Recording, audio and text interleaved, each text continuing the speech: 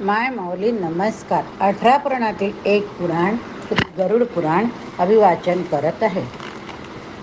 अध्याय 14. प्रथम श्री शिवशंकराला नमस्कार करून प्रारंभ करते. ओम श्री परमात्मने नमः. भाग 108. पापाच्या परिणामाचे कथन.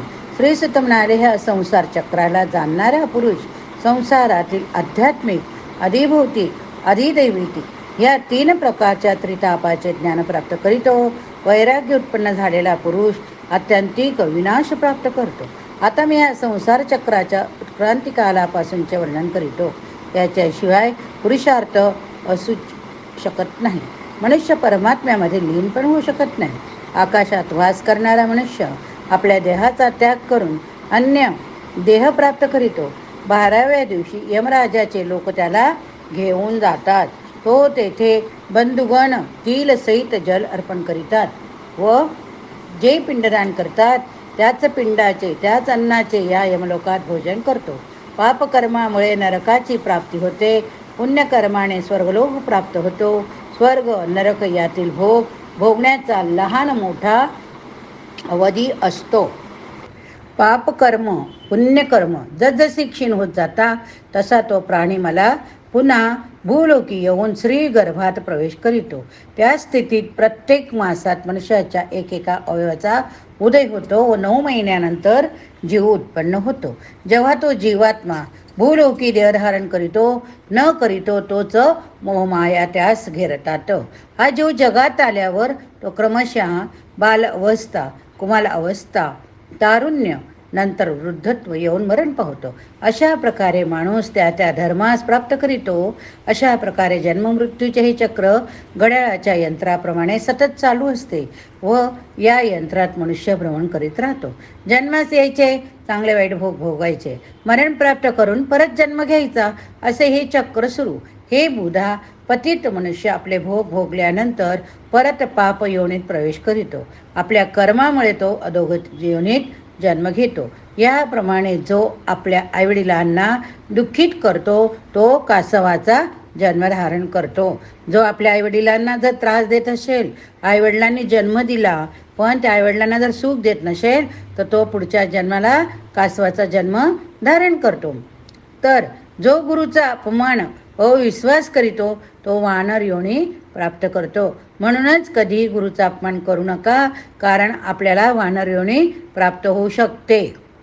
दुसऱ्याबद्दल असूया, द्वेष बुद्धी ठेवणारा प्रथम नरक यातना भोगून राहिलेली कर्मफले भोगण्यासाठी राक्षसाचा जन्म प्राप्त करीतो. तसेच यज्ञ, दान, विवाहामध्ये जो बाधा उपस्थित करीतो तो कृमी जन्मधारण करतो.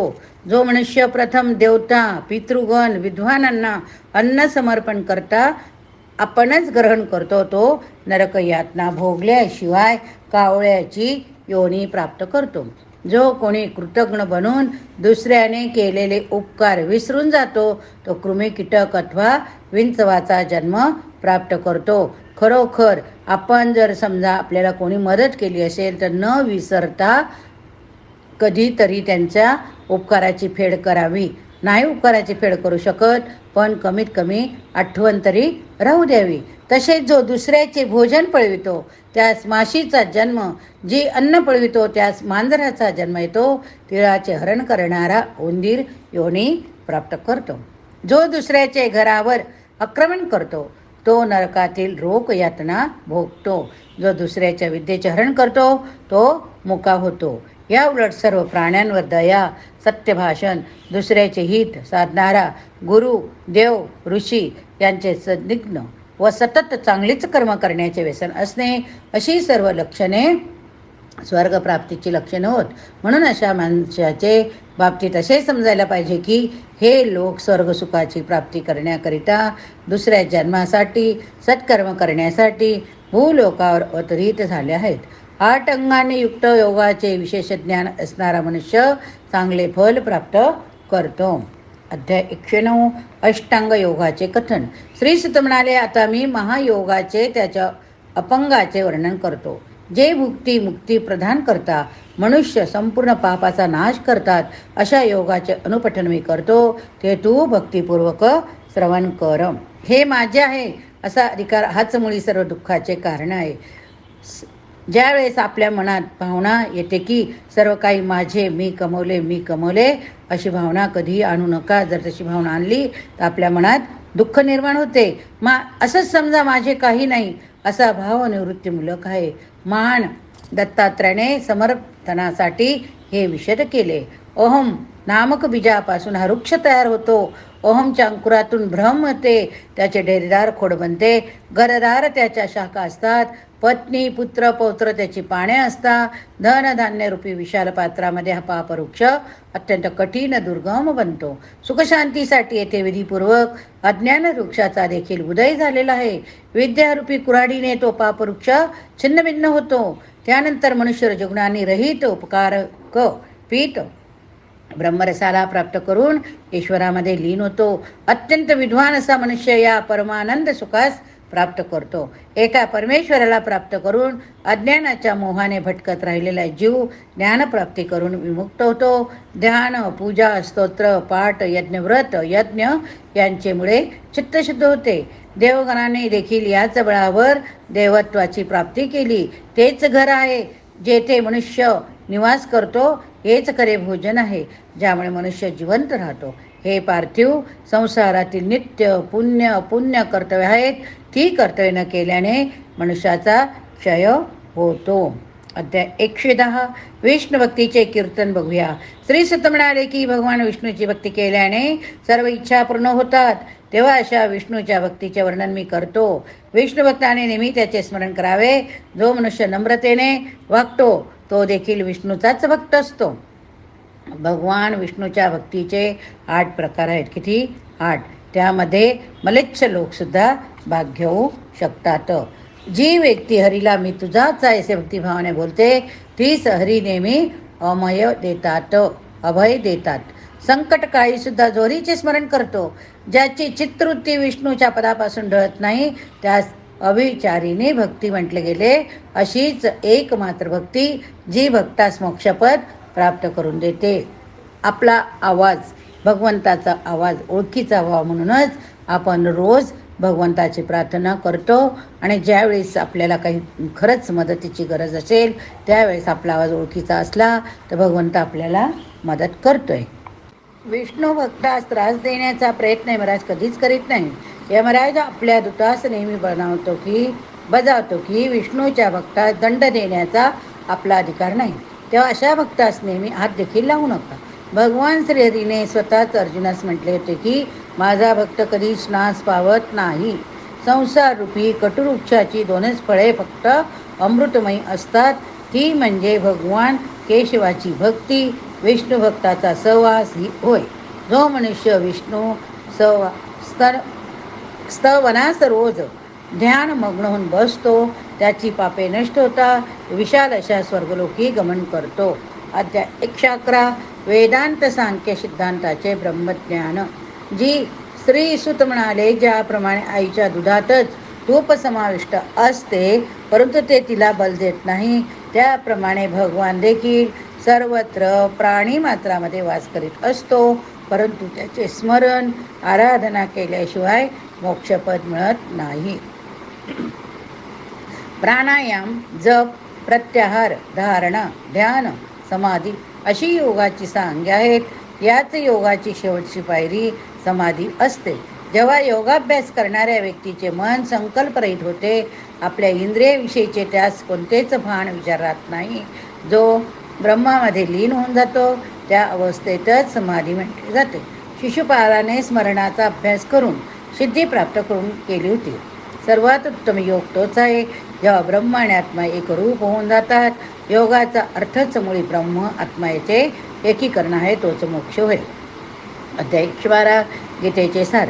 श्री भगवान म्हणाले की युद्धभूमीवर श्रीकृष्णाने अर्जुनाला जे भगवद्गीतेचे सार सांगितले ते मी आता सांगतो. भगवान अर्जुनास सांगतात यम, नियम, आसन, प्राणायाम, प्रत्याहार, ध्यान, धारणा, समाधी या 8 अंगाचा योग होतो. त्यामुळे मनुष्यास मुक्ती मिळते. अहिंसेमुळे नेहमी सुखप्राप्ती होते. मनुष्याने जर एखादी गोष्ट सत्य असेल, अप्रिय असेल तर ती कधी बोलू नये. अत्यंत प्रिय गोष्ट जर मिथ्या असेल ती पण बोलू नये. असा सनातन धर्म. भगवानाची स्तुती स्मरण अर्चन मन वाणीने सतत केल्याने त्यास मुक्ती मिळते. विषय वासनापासून मनास हटविण्याच्या प्रयत्नास प्रत्याहार म्हणतात. तर मूर्त तथा अमूर्त स्वरूपाच्या ब्रह्माचे चिंतनास ध्यान म्हटले जाते. मीच ब्रह्म आहे असे म्हणण्याची मी जी अवस्था असते तिला समाधी म्हटले जाते. अशा प्रकारच्या ज्ञानाने मनुष्यास मोक्ष मिळतो. अध्याय 113 प्राणेश्वर मंत्राचा विधी. श्रीसुत म्हणाले, मी आता शिवाने सांगितलेल्या प्राणेश्वर गरुडाचे कथन करीतो.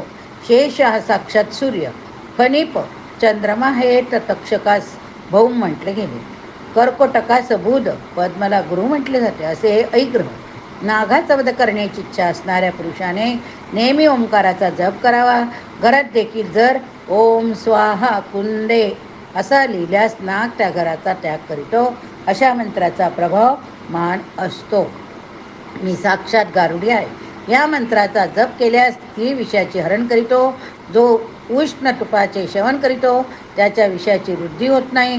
शिरीष वृक्षाचे मूळ, फळ, पाने, फुले, खोड, गाजराचे मूळ याचा लेप दिल्याने सर्पाच्या विषाचे हरण होते. अशा प्रकारे व्यासमुनींनी सांगितलेले विषहरणाचे तत्व मी तुम्हाला सांगितले. अध्याय 114 सुदर्शन पूजा विधी. श्री रुद्र विष्णूला म्हणाले की आपण कृपा करून सुदर्शनाला पूजाविधी मला सांगा, ज्यामुळे पाप रोग नष्ट होता. तेव्हा विष्णूने सर्व दुष्टांचा नाश करणारा सहस्रचार फट हुम फट नमः हा मूळ मंत्र सांगितला. कोणता मंत्र? सहस्रस्तार हुम फट नमः मूळ मंत्र सांगितला. त्यानंतर परमशुद्ध पवित्र अशा मनाने भगवान सुदर्शनाचे ध्यान केले. गंध, अक्षता, फुले इत्यादी पूजेच्या आवश्यक वस्तूंनी त्याचे पूजन करावे. पूजेनंतर 108 वेळा उपरोक्त मंत्राचा जप करावा. जो मनुष्य अशा प्रकारे भगवान विष्णूचे अर्चन करीतो तो सर्व रोगांपासून मुक्त होतो. शेवटी विष्णुलोकी गमन करीतो. विष्णू भक्ताने सुदर्शनाचे असे ध्यान करावे की सुदर्शन देवास माझा नमस्कार असो. सुदर्शन शस्त्र सूर्या इतके तेजस्वी आहे. तेच या जगाची निर्मिती करिता पापाचा नायनाट करीतात. अशा सुदर्शन देवास माझा नमस्कार असो. अध्याय 115 हयग्रीव पूजेची रीत. श्री रुद्र म्हणाले, हे ऋषिकेशा, आपण मला अजूनही एखाद्या देवाचे अर्चन पूजन या संबंधी सांगावे, कारण अजून मला तृप्ती मिळालेली नाही. तेव्हा श्रीहरी म्हणाले की मी तुला हयग्रीव पूजेसंबंधी निवेदन करतो. ही पूजा केल्याने विष्णू प्रसन्न होतात. प्लौम क्षौ शिरसे नमः.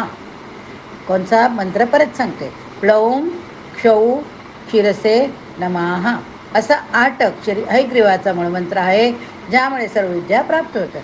आता मी हयग्रीव पूजेची रीत सांगतो. प्रथम स्नान आचमनादी करावे. यज्ञगृहात प्रवेश करून शोषण इत्यादी कर्मे करावीत. हयग्रीवाचे स्वरूप कुंड, शंख, चंद्राप्रमाणे श्वेत अशा देवांचे ध्यान करावे. मूलमंत्राने जप करावा. विष्णूचे अर्चन करावे. त्यानंतर अन्य देवदेवतांचे पूजन करावे.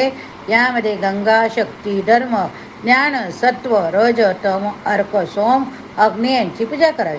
शेवटी सर्व देवांचे स्वामी हयग्रीव यांचे पूजन करावे.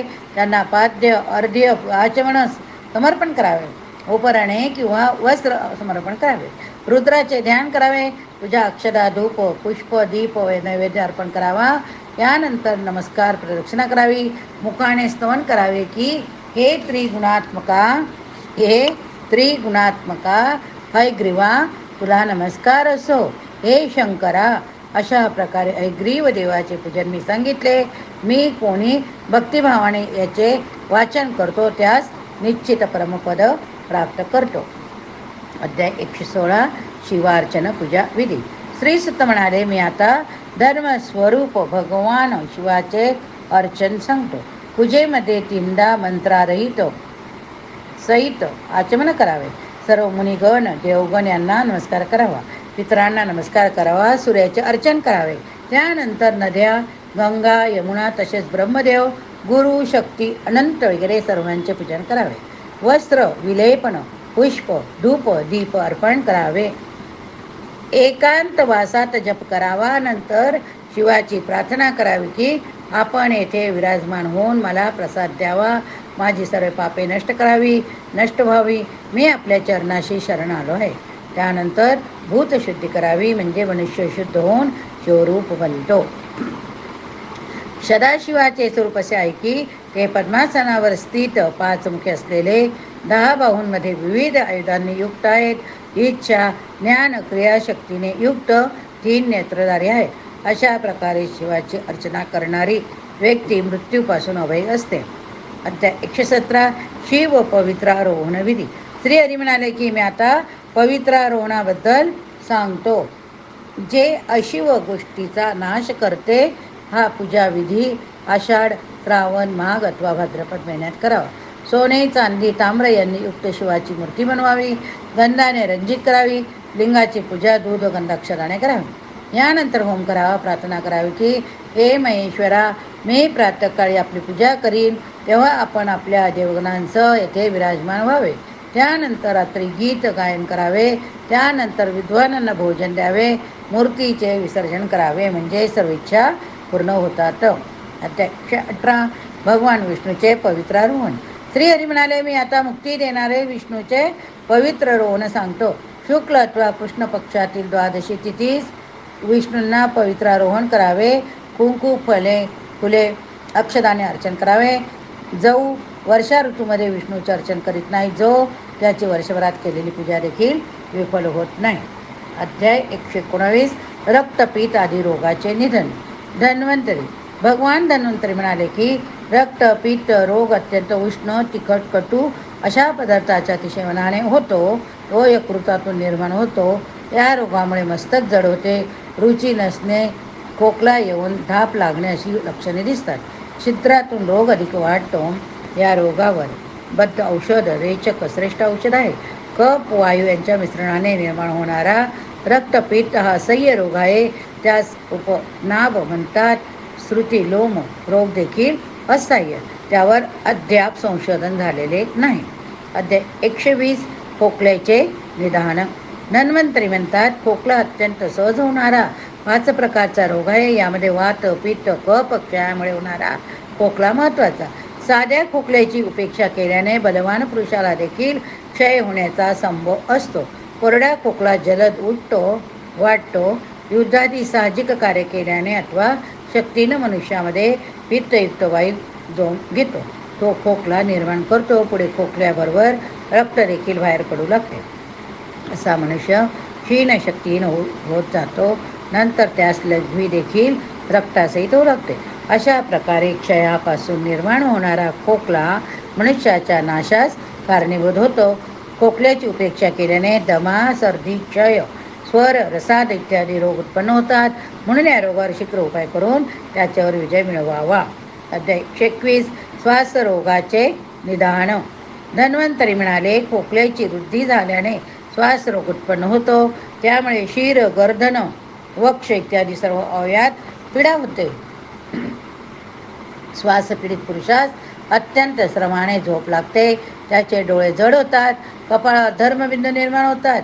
श्वास जोराने होतो. श्वास आतपर्यंत जातो, परंतु निश्वास नीट होत नाही. कान, शीर यामध्ये अत्यंत पीडा होते. सर्व लक्षणांनी मनुष्याचा नाश होतो. अध्याय 122. उचकी रोगाचे निधन. भगवान धन्वंतरी म्हणाले की हे सुश्रुता आता उचकी रोगाचे निदान ऐक. या रोगाचे लक्षण श्वास रोगानेच उद्भवते. अयुक्त भोजन किंवा अत्यंत तीक्ष्ण खारट असे पदार्थ घाईघाईने खाल्ल्यास निर्माण होणारा वायू उचकी निर्माण करतो. अधिक श्वासामुळे हा रोग वाढतो. भोजनामुळे कमी होतो. उचकीने अतिपीडा होते. तिचा वेग अधिक असेल तर त्याचा जोरसुद्धा तीव्र होतो.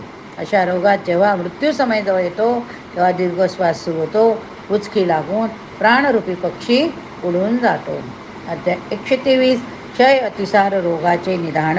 भगवान धन्वंतरी म्हणाले एक क्षमा रोग असा आहे की तो होण्याचे अनेक रोग निर्माण होतात किंवा आधीच होऊन गेलेले असतात. हा रोग मनुष्याचरण करणारा सर्वप्रथम हा रोग ब्राह्मण राजांनाच होत असे. म्हणून हा रोग राजयक्ष्मा नावाने ओळखला जाऊ लागला. हा रोग होण्याची प्राथमिक लक्षणे अशी होती: सर्दी होते, खूप ताप भरतो, सांधेदुखीसुद्धा होते. या रोगाची 21 स्वरूपे दिसतात. या रोगात रोग्याने खाल्लेल्या अन्नाचे पुढे रक्तही बनत नाही. अर्थात पोषणाच्या सर्व क्रिया बंद पडल्याने रोगी मंद होत जातो. मुखातून सतत घरघराट होत असते. हा रोग कठीण परिश्रमाने साध्य होऊ शकतो. आता 30 रोगाची मूळ कारणे सांगतो. हा रोग वात, पित्त, कफ, 3 दोषांच्या व्यस्त प्रमाणाने मुळे होतो. सर्वांचे एकत्रीकरणाने उत्पन्न होतो. हा रोग 6 प्रकारचा आढळतो. अत्याधिक पाणी पिण्याने हा रोग उद्भवतो. या रोगाचे साम, निरामक असे 2 प्रमुख प्रकार. या रोगाकडे दुर्लक्ष करणारा संग्रहिणी नावाचा रोगाची शिकार बनतो. हा संग्रहिणी रोग देखील 4 प्रकारचा. या व्याधीचे सर्वसाधारण स्वरूप म्हणजे शरीराला कृशता निर्माण होते. रोगाच्या वृद्धीमुळे तहान, भूक, डोळे नष्ट होतात.